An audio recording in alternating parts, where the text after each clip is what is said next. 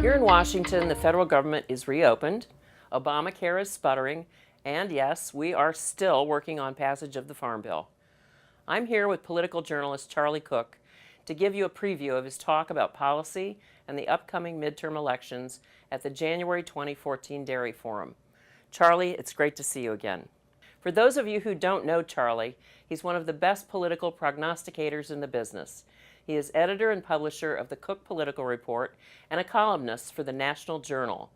And his analysis of both parties' fortunes are nonpartisan and always spot on. So Charlie, let's just jump right into this. What in the world is going on here in Washington? Any surprises to you this year? Yeah, Connie, I've lived here 41 years, and I'm sure for as long as we've had a country, people said, you know, it's not like it used to be. It's not as good as it used to be. And I know that that's human nature, but it's true. And that, you know, you and I have been around a long time. You haven't been that long. I've been here 42 years. Well, I was being deferential to a woman's age, but this isn't the way it's supposed to work. It's not the way it used to work, and this is a case where, you know, it's easy to fault the leaders, but sometimes it's a leadership problem, but sometimes it's a followership problem. Yeah. And I think you have some people that are very, very principled. They feel very strongly about these things and can't get talked out of things even when they're undoable. So does that mean we have essentially a three-party system now? I think you're right. Now, eventually it'll be four, because anytime you see a problem in one party, you know that it may be submerged, it may not be that visible or topical, but the potential for the same problem exists on the other side. Because there's some pretty exotic liberals in the Democratic Party, and if this fight ever gets to entitlements, to, you know, maybe modifying the cost of living adjustments for Social Security or something, you will see the left go out of their minds, and all the divisions that you currently see so vividly on the Republican side, you will then see on the Democratic side. And that doesn't mean this isn't a problem, but it's just more obvious right now on the Republican side. But, you know, we're seeing the early signs of a civil war. And it's not between liberal moderate Republicans and conservatives, because there aren't that, well, first of all, there aren't any liberal Republicans left, but it's between sort of the establishment, sort of middle of the road establishment Republicans and conservatives. And I think that they've just got to fight it out for what's the party going to look like in the future. And it's not pretty and it's not fun, but it's sort of something that's now come to a head and has to be resolved. You wrote a column in last week's National Journal about Obamacare and how the president has just been hell-bent to move forward on that thing at his own peril and at the party's peril. Yeah, how's that going to play into the next election? Well, it's sort of become a theme of damn the torpedoes, full speed ahead. Yeah. And you know, I think most of us agree that, you know, there's some things that need to happen to our healthcare system.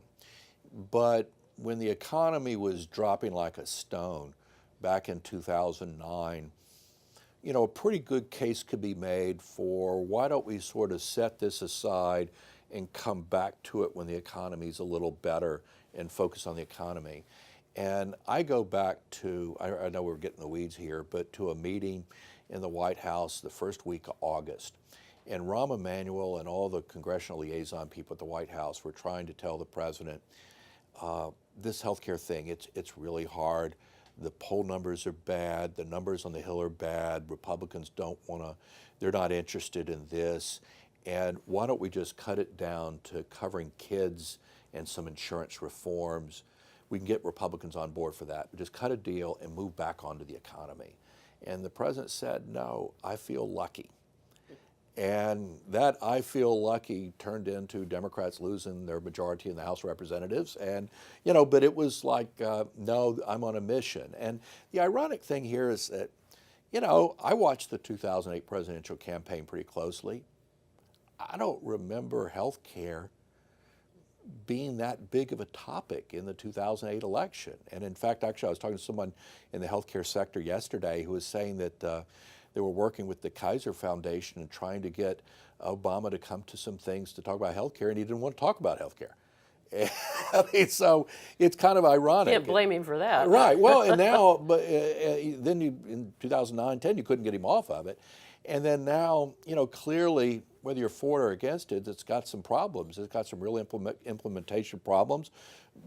Put aside the internet, the website problems, and but just sort of not wanting to hear anything about putting it off any. So, you could say that there's some conservatives in the Republican Party with a Messiah complex, but it's not exclusive to Republicans. So fast forward to the midterm elections. Usually the party that's not in the White House gains some seats. We've had a government shutdown that largely people think the Republicans brought on. We have Obamacare. We have all these other issues with the economy.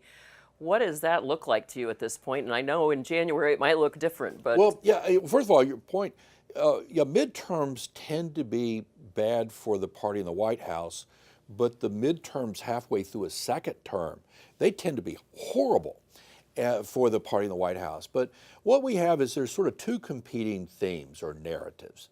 That what's this election going to be about?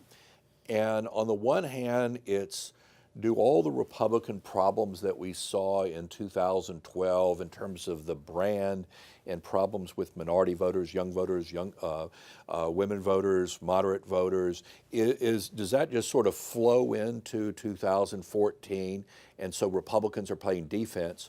Or is this a classic second term, midterm election with sort of the novelty, the freshness, the new ideas of a brand new president are gone?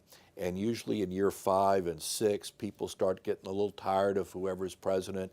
Bad things start happening, and that this is, a bad election for Democrats, as it has been in 5 out of the 6 second-term midterm elections since the end of World War II. So there's two competing narratives, and you say, okay, well, which one is it going to be? And if you look at the polling right now, the answer is yes. I mean, that the Republican Party's unfavorable ratings are the highest they've ever been. But on the other hand, the president's approval ratings are dropping. And, it's every month it's like a different problem. As you and I sit here talking, we're, tapping the phones of our best friends from around the world. Before that there are other things, no telling what it'll be in January when we're in Palm Springs. But Obama's numbers are bad and dropping. And so it could be just kind of a mush election where what Republicans don't want to have happen to them is happening, and what Democrats don't want to have happening to them is happening, and just sort of it's kind of a wash. If, again, things may change, the next year or between now and January, but if I had to bet right now, I would bet that Republicans probably hold on to the House. They may lose some seats, but probably hold on to their majority. And I'd bet on Democrats holding on to their majority of the Senate, but almost certainly losing some ground. And the chances of the Senate being, 50-50, 51-49, one way or the other, are very, very, very high. And I use the term majority, not control, because, as you know, until you've got 60 seats you can count on, you don't have control of the Senate. Well, we appreciate a glimpse into what we might hear in January, and we'll look forward to that update. Lunch Thanks. On January 28th. I'm looking forward to it. Absolutely. Thanks, Connie. I hope you'll join us January 26th to the 29th at the JW Marriott Desert Springs Resort in Desert Springs, California. See you then.